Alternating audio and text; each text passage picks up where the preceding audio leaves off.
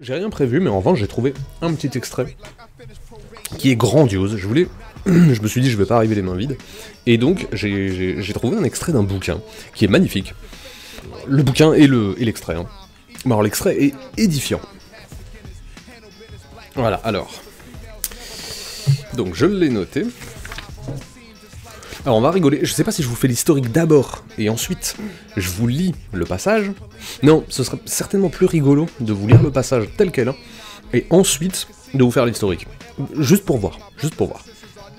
Alors, vous allez voir, on va rigoler. Enfin, on va rigoler. Moi ça me fait marrer, mais... Bon, il y a probablement que moi que ça fait marrer, mais c'est pas grave. Vous allez voir. Moi j'ai trouvé ça, encore une fois, stupéfiant, quasiment... prophétique, même si en réalité faut le prendre du bon côté, hein, c'est-à-dire que c'est prophétique quand on veut que ça soit prophétique. Hein. Donc, quant à l'ancien président Richard Nixon, il a déclaré, un jour, avoir perdu les élections parce qu'on avait saboté son maquillage. Et le principal conseil qu'il donna au sénateur Edward Kennedy, pour accroître ses chances de gagner les élections présidentielles, fut de perdre 10 kilos. Bien qu'il n'en soit pas fait mention dans la Constitution, il est de nos jours pratiquement exclu que les personnes obèses puissent être candidates à une haute fonction politique. Les chauves non plus sans doute, ainsi que presque tous ceux dont le physique n'est pas susceptible d'être suffisamment mis en valeur par les soins esthétiques.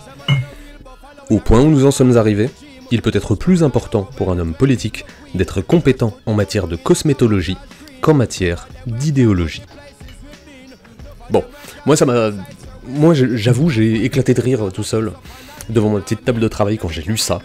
J'ai trouvé ça assez incroyable, parce que, alors il faut avoir un peu de mauvais esprit, mais ça vous rappelle pas quelque chose. Alors là je parle, évidemment, si... Peut-être que si vous êtes, je sais pas, si vous habitez au Québec, en Mauritanie ou quoi, ça va pas vous paraître aussi édifiant pour moi.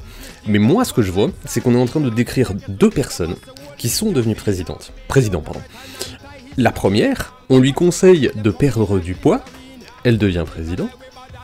La seconde, on lui conseille d'utiliser 26 000 € de maquillage en 3 mois, elle devient président. Bon, je pense que là, voilà, j'ai pas besoin d'en dire plus, hein, mais moi ça m'a stupéfié. Je suis resté hébété, et puis là en même temps. Hein. Mais c'est vrai qu'il y a quand même quelque chose. Alors, il faut être honnête, en réalité ce n'est pas ce qu'il dit. Il dit pas, il y a une personne qui doit faire un régime, et il y a une personne, quand ce type écrit ça, je vous dirai ensuite, je vous ferai le contexte ensuite. Mais là je trouvais ça marrant parce que justement, remarque que je peux le faire maintenant, Donc je vais vous faire l'historique. C'est donc un bouquin qui qui est écrit par un États-Unien, et ça c'est marrant, il a été écrit il y a très exactement, attendez, je vais retrouver, parce que il doit y avoir au début le dépôt de la licence 85, donc 32 ans. Ça a été écrit il y a 32 ans. Et je mets ça en parallèle avec une intervention que j'ai entendue d'un type que vous devez connaître qui s'appelle Emmanuel Todd, qui est démographe, plus ou moins controversé, on va dire, en fonction de certaines prises de position, mais enfin ça c'est pas grave, c'est pas le sujet. Le sujet le plus important, le plus intéressant, c'est que durant une de ses interventions, il disait que la France était confrontée, Emmanuel Todd est français, hein, la France est confrontée à une certaine somme de problèmes, mais qu'en réalité ces problèmes-là, d'un point de vue politique, d'un point de vue de l'appareil politique, de la vie politique, etc., ce ne sont jamais que les problèmes des États-Unis avec 10, 20, 30 ans de retard. À partir de là, tout est dit. Si on met ces deux choses en relation, effectivement, tout est dit. Parce que on a une situation qui est exactement, même si, encore une fois, il y a un peu de mauvaise foi, hein, c'est-à-dire que je veux voir un président qui doit mincir, et je veux voir un président qui doit se maquiller. Il y a un peu d'intentionnisme derrière tout ça, mais bon, j'ai trouvé ça tellement drôle que je voulais le faire partager. N'empêche que c'est effectivement un problème qui arrive avec 30 ans de retard. Il y a un type aux États-Unis, un type très intelligent, hein, qui écrit ça, et 30 ans plus tard, ça se retrouve dans la situation française. Encore une fois, coïncidence, mauvaise foi, oui, certainement. Mais il doit bien y avoir un petit peu de vrai quand même, hein. Il doit y avoir quelque chose qui a du... Enfin, oui, quelque chose qui a du sens. Et du coup, on peut continuer notre raisonnement. Attends, je vais juste poser mon bouquin. Ah, merci. On peut continuer notre... comment dire, faire un peu de... C'est pas tout à fait de la prospective, mais bon. on est obligé de se rendre compte que du coup, la situation aux États-Unis, elle, si c'est nous qui avons 30 ans de retard, bah eux ont 30 ans d'avance, fatalement. Attention, hein, j'espère que vous étiez bien accrochés pour recevoir une leçon telle que celle-ci. Donc, je serais tenté de mettre en balance, justement, cette situation française qui a l'air d'avoir 30 ans de retard. Du coup, en l'occurrence, les États-Unis, eux, ont avancé depuis ce moment-là. Ils ont changé. Ils ont tellement changé qu'effectivement, ça finit par être en contradiction avec ce que ce type dit. Je ne vous le rappelle pas, aux États-Unis a été élu quelqu'un qui, alors sans être obèse, a un certain surpoids, qui est tout sauf beau. Son visage n'est pas beau, enfin il est pas... Peut-être qu'il a du charme pour certaines, voilà, pour certaines personnes, hein, c'est possible, mais il est pas beau, en tout cas il correspond pas au canon de beauté les plus fréquemment cités, on va dire. On s'est moqué de son toupet, là, de sa mèche folle, bien de trop d'ailleurs, jusqu'à ce que ça en devienne pas drôle. On se demandait d'ailleurs si ça a été drôle à un moment donné, je pense que sa gueule était déjà suffisamment drôle, il n'y avait pas besoin d'en rajouter, quoi. Et du coup, c'est marrant parce que là, ça vient en contrepoint avec ce qui est dit dans le bouquin. Parce que du coup, on a l'impression que la situation qu'il décrit, étant donné que c'était une situation d'il y a 30 ans, était juste au moment où il en parlait aux États-Unis, oui, c'est ça, était fausse en France parce que nous étions en retard à ce moment-là, et que, fatalement, 30 ans plus tard, on se retrouve exactement dans la situation des États-Unis, et c'est aux États-Unis que eux ont évolué. Alors, évoluer, c'est ni positif ni négatif, hein, ça a changé, et ils se retrouvent dans une situation qui est complètement différente, où effectivement, là, la cosmétologie, on n'y est plus tout à fait, quoi. On n'y est plus tout à fait, on est avec un personnage qui arrive en pendant, en plus du président classe par excellence, et il faut bien le dire. Obama, il est tellement classe, quoi. Ah, j'ai cité un nom. Depuis le début, j'essaye de pas citer de nom, mais bon, bref, j'ai fini par citer un nom. Ce qui est stupide, hein, en plus, pourquoi je cite pas de nom? Bref. Donc, vous avez tous très bien compris de qui je parlais, en même temps. Et on ne peut être interpellé par la différence, il faut bien l'avouer, entre le précédent et le nouveau. Effectivement, il y a une opposition certaine entre ces deux figures qui sont totalement différentes, entre un petit personnage un peu... Oh, un petit personnage, non, c'est le descendre quand même. Je vais pas le descendre gratuitement, il faut le voir pour ce qu'il est. C'est une figure particulière, voilà, figure particulière, je m'en sors comme je peux. C'est quelqu'un de très singulier, voilà, singulier, on va dire. Donc la différence entre ce petit personnage et quelqu'un qui représente effectivement ce qu'on peut attendre, presque plus d'une star de cinéma que d'un président d'une nation. Alors ce n'est pas désagréable à voir. En plus il se prête au jeu. Il s'est prêté au jeu tout au long de ses mandats. Effectivement il était très volontaire, il riait de lui-même, si possible alors qu'on riait... qu'on riait en lui tapant dans le dos, hein, il faut pas déconner non plus. Mais tant qu'il était volontaire, ça passait. Et il y avait quelque chose comme ça de très hollywoodien, hein, mais... Est-ce que c'est vraiment un mal? Je ne sais pas, parce que ça représente certainement quelque chose qui fait partie de cette nation. Ça symbolise quelque chose, on ne peut pas toujours cracher sur la société du spectacle. Si une nation choisit de se définir par le spectacle... Bon, là en l'occurrence, je fais une petite aparté sur ce que je dirai certainement à la fin, c'est-à-dire d'où vient l'extrait du bouquin dont je parle, mais c'est en l'occurrence l'école anglo-américaine qui n'est pas l'école française, et donc c'est pour ça que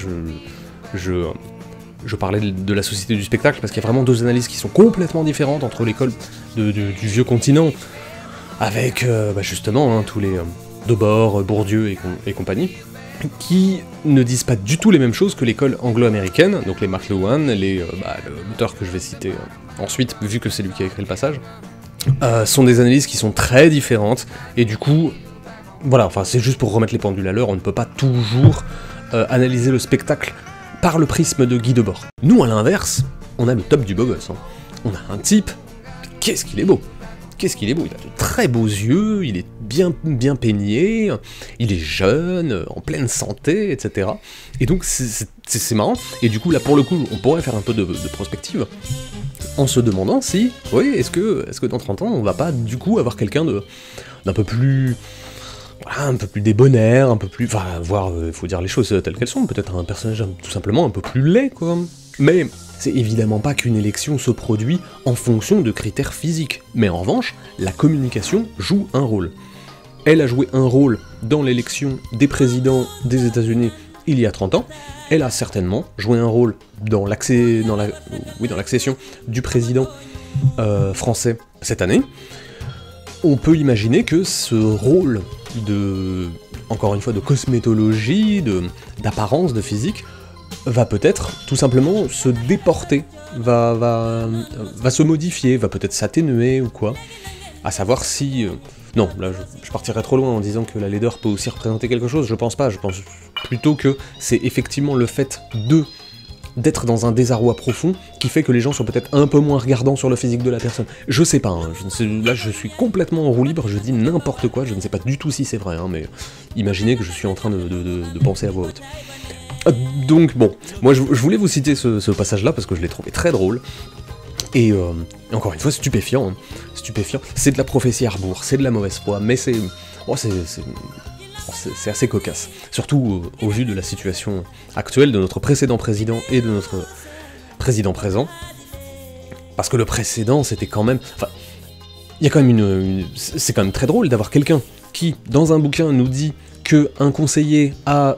conseiller, oui, merci, on passera pour la formulation, il fallait mieux qu'il perde 10 kilos, et bah c'est quand même ahurissant de voir qu'en France c'est exactement ce qui s'est passé. À partir du moment où le précédent président a voulu se présenter pour obtenir les plus hautes fonctions, il a fait un régime.